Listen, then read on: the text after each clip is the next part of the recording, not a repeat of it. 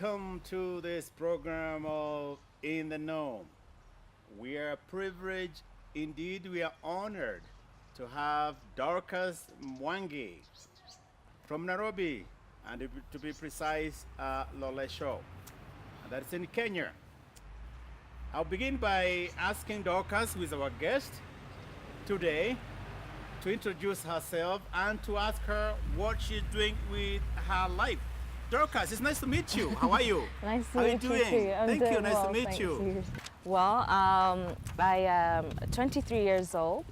I am currently a student at the University of Law in the UK. University of Law in UK? Yes. United Kingdom, right? Yes. That is not Kisumu. No. Great Britain. Yes. All right. Yes. Yes. So Oh, what are you pursuing there? I'm doing what you call a GDL. GDL. Yes. Okay. It's a graduate diploma in law, which is basically a law conversion course. Yes. So after you complete your undergraduate degree, Right. you can do a law conversion course, which is basically 3 years of law in one, Okay. essentially. So you study the core subjects that every Yes. lawyer needs to know. Okay. And then after that, you can do the license to practice law course. Am I talking to a lawyer? A potential lawyer? Not quite. Uh-huh. I actually don't plan on going down Okay. that route of being a lawyer, but Right. I do appreciate the legal You do knowledge that. and How background. long have you been in the UK? In total, about 4 years. 4 years. Yeah. Is that why you picked this beautiful accent of may I have a cup of tea? Are you Kenyan or are you British? I'm definitely Kenyan. Definitely Kenyan. Born and raised. Born and raised. Yes. Is this the first time you've had the exposure to the British way of life? No, I wouldn't say it's the first time, just because of my education, Yes. my background. I've been in the British curriculum Oh, here in Kenya. here in Kenya Okay. throughout my whole life. So So where did you go to school? I went to Braeburn and Hillcrest. Bill, Braeburn. Braeburn and Hillcrest. Yes. Up to the high school level. Yes. And then you A-levels. went to Great Britain. Yeah, for So university. you just actually been living in Kenya, but academically, it's all British. Yeah, it's all British. So what's your career? What do you want to be? What's your goal in life? My goal in life is to basically partake or help in Africa's development Okay. Wow. and Kenya's development. Yes. I feel, especially in Kenya, like a lot of times we have people who necessarily wouldn't want to pursue their career here in Kenya right. or in Africa because they feel as if they don't have the right resources Okay. or, Kenya can't necessarily cater for their talents and Yes. can't provide the right environment for them to progress. Yes. So for me, essentially, to make it simple, I would want to help create an environment that helps Kenyans and Africans reach their full potential without always having to go abroad to feel as if that's the environment that they feel that they can best develop Wow. and progress. So I feel essentially it's the government's duty to make sure that every Kenyan can, develop themselves to their full potential.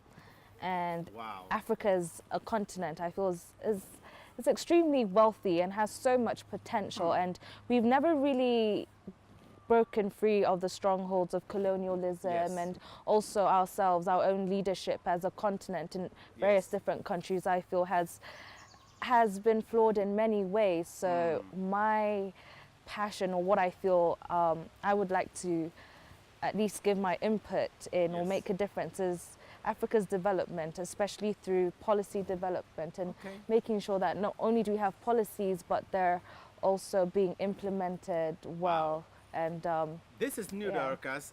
We rarely find young millennial, if you may, a generation Y saying, come back to Africa and develop Africa.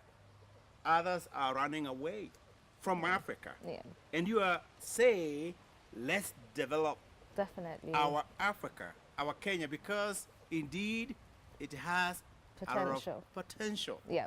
Where did you learn from there? Where did you learn this from? Books? Or was it accumulation of information here and there? Where did this passion come from? From both. I mean, a lot of the times I feel like Africa has definitely been looked down upon by the Western world. Yes. But once you go to the Western world and you're exposed, Ah. you do realize how beautiful Africa is and how much potential and progress we have. Yes. And just looking at how the rest of the world flocks to Africa Right. for its resources. Yes. And I feel that is something we as Africans need We to... don't appreciate. No. We even don't know what we have. No. So we need to Wow. make sure that we're not getting... what's the word? We're not being mistreated, Yes. rather. Yes. Yes. Yeah, and we know how to handle our resources and Exactly. yeah, can take care of them Wow, well. beautiful. Ladies and gentlemen, I've not heard it before. It is said so well by Dorcas that it is good to be proud of our continent, of our identity, and it is us who are going to appreciate that. Dorcas, I know going away from your family and living in the not in the US, in the UK, it must have been a culture shock. I'm sure you went through transformation. How young or how old were you when you went to UK? And what was that to be away from family? So the first time I went to the UK, well, not to visit, I had visited before, but the first time I went to live in the UK was when I was 18. 18 years. To start Teenager. university. Yeah, to By start yourself? university, yes, by myself. And your parents let you go? Yes. Oh my, they must have great trust in you. Tell me about it. How was it? It was definitely a bit scary in the beginning. I can imagine. Yeah, just being away from home. I had no family in the UK. Right. Still don't have any family in the Yes. UK. So I think immediately I got homesick. Okay, imagine, yeah. What Yeah. did you miss most? Is it family or food?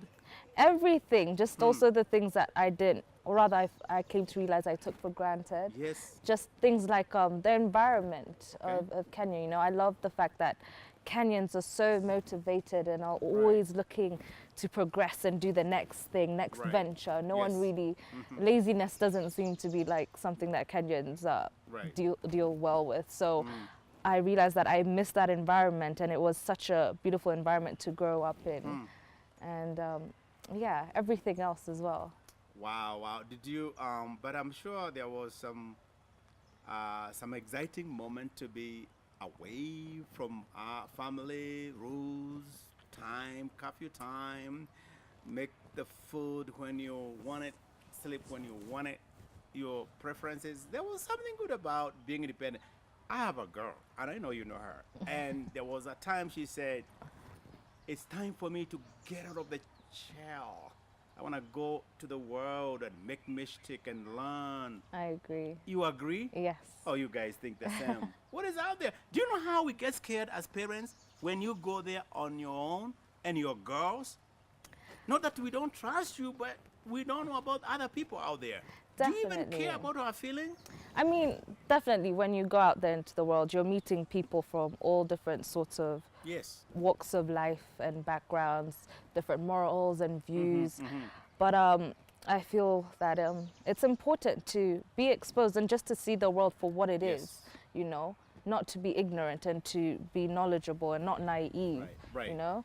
And that way, at least you cannot be led astray or rather influenced by people. You know Right. what's going on. And in terms of safety and whatnot, I feel you just need to trust God and believe To that trust God. Did you hear yeah. that, ladies and gentlemen? You rarely hear of a millennial talking about trusting God. When we come back, we will ask Dorcas to tell us what faith means to her. Because there must have been some background or foundations that have made you excel, work through your life in Great Britain. And when we come back, we'll talk about her faith, her prayer life, and how that has made her go through the turmoil, if you may, the challenges of a millennial. We'll be right back with Dorcas Mwangi.